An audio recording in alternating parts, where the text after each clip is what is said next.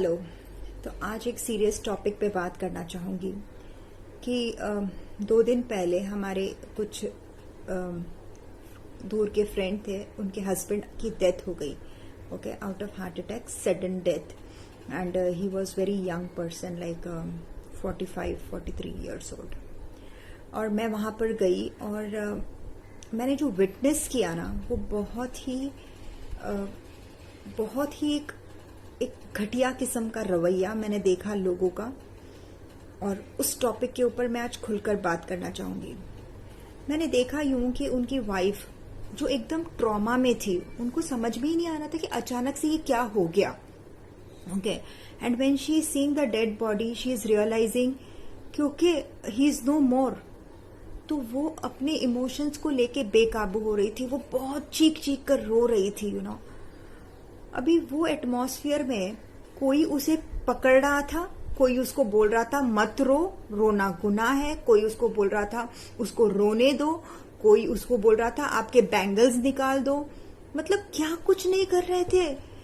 I mean, मुझे लग रहा है कि हमें बचपन से ऐसा कोई किसी ने सिखाया ही नहीं कि उस नाजुक मोमेंट पर, उस नाजुक मौके पर क्या बिहेव करना चाहिए, कैसे बिहेव करना चाहिए, क्या बातें करनी चाहिए। हमको उस चीज की बिल्कुल भी सेंस नहीं है। I mean, आप एक इंसान को अपना इमोशंस भी एक्सप्रेस नहीं करने दे रहे हो। आप वहां जाकर जो भी उसके पास अफसोस करने आता था, वो लेडी के पास, उसको पूरा डिटेल पूछता था, क्या हुआ, हार्ट अटैक आया, पहले कुछ बीमारी थी, ये था वो था। अरे आप ऐसा ना करें। आपका इंक्विजिटिव माइंड जो है ना, जो खबरी लालगिरी कर रहा है, वो खबर आपको बाहर दुनिया में से मिल जाएगी। बहुत सारी इंफॉर्मेशन उसके रिश्तेदारों और सोसाइटी में आ चुकी होगी। आप वहां से जान ले, ना कि उस लेडी को या उस इंसान को परेशान करे। बिकॉज एक तो ऑलरेडी उसके साथ वो हादसा हो चुका है, and you know that brain thinks in form of images. वो पूरी कैसेट वापस आप उसको दोहराने लगाते हैं। उसके माइंड में वो डेथ एक बार नहीं 40 बार हुई है, क्योंकि वो 40 लोगों को यही बता रही है कि क्या हुआ है। आपको ह्यूमन बॉडी का भी पता नहीं है, और आप उसका हार्ट अटैक कैसे हुआ, पानी पिलाया, ये किया वो किया, ये जानने की क्या जरूरत है।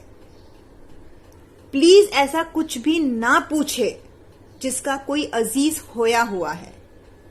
दूसरी बात कि मुझे तो कभी कभी ऐसा लगता है ना, सोसाइटी के अंदर हमारा ऐसा कल्चर हो गया ना घटिया सा, कि सिर्फ हम प्रेजेंट ही लगाने जाते हैं कि अपना थोबड़ा दिखा दे कि चलो मैं भी आई थी वहां पर, मैं मौजूद थी, और एक्चुअली मैं क्या कर रही हूँ, सब इन्फॉर्मेशन गैदर कर रही हूँ, देख रही हूँ कि उसके बच्चे क्या कर रहे हैं, कैसे हैंडल कर रहे हैं, वो लेडी बराबर से बैठी है कि नहीं कर रही है। और हम कल्चरल चीजों को, रिलीजियस चीजों को ना, उसको उस टाइम पर हम ना सब करेक्टिंग एजेंट्स का काम करते हैं।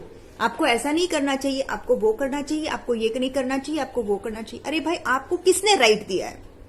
जो अथॉरिटेटिव पर्सन है वहां से उनको जानकारी मिल जाएगी कि क्या करना चाहिए, कैसे करना चाहिए। You are not suppose to talk all this things and disturb the mind of the person, because वो बहुत ही एक ट्रॉमेटिक स्टेज से गुजर रहा है, जहां पर उसको तो पहले डिनायल है कि ऐसा मेरे साथ हो ही नहीं सकता। फिर धीरे धीरे जाके उसको एक्सेप्टेंस आता है, फिर उसको हर्ट फीलिंग होती है, उसको गिल्ट होता है। ये सारे स्टेजेस से उसका माइंड पास होगा। आप और मैं, हम लोग क्या एम्पैथी भूल ही गए हैं? हाँ, हमारे में वो फीलिंग्स है ही नहीं कि हम सिर्फ उसके पास बैठे, उसकी बात सुने और उसको सिर्फ यही कहे कि आपको अगर कुछ काम है तो मैं हूं आपके लिए। दैट्स ऑल व्हाट शी और ही वांट्स। ठीक है, आपकी नसीहतों की आदत जरूरत नहीं है। कुछ लोग तो जाकर बोलते हैं, अरे आप तो 40 साल की हो, मेरे बाजू वाली का हस्बैंड गुजर गया तो वो तो 30 साल की थी बेचारी। वो मत बोलिए। That means you are discounting her hurt and pain in this moment, और उसको ऐसे एग्जाम्पल्सों की जरूरत नहीं है अभी। और दूसरी बात कि फैमिली वाले प्लीज थोड़ा अलर्ट रहे, क्योंकि वो जो फैमिली है ना, जिसका जो गुजरा है, उसके जो बच्चे हैं, उसकी बीवी है या तो जो भी है, वो बहुत ही इनसिक्योरिटी में चले जाते हैं, क्योंकि ऑलरेडी यूनिवर्स ने उनसे बहुत बड़ी चीज ले ली है।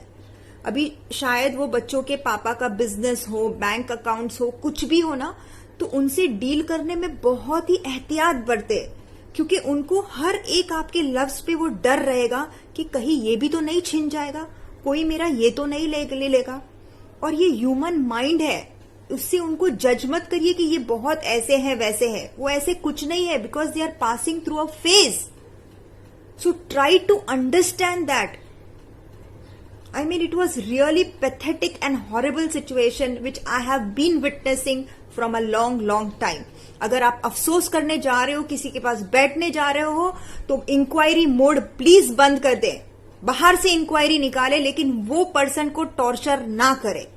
उनके साथ बहुत ही एहतियात से डील करना पड़ेगा, और वो एक छोटा बच्चा है अभी, और बच्चे को जो भी फीलिंग्स आ रही है उसको एक्सप्रेस करने दे। That's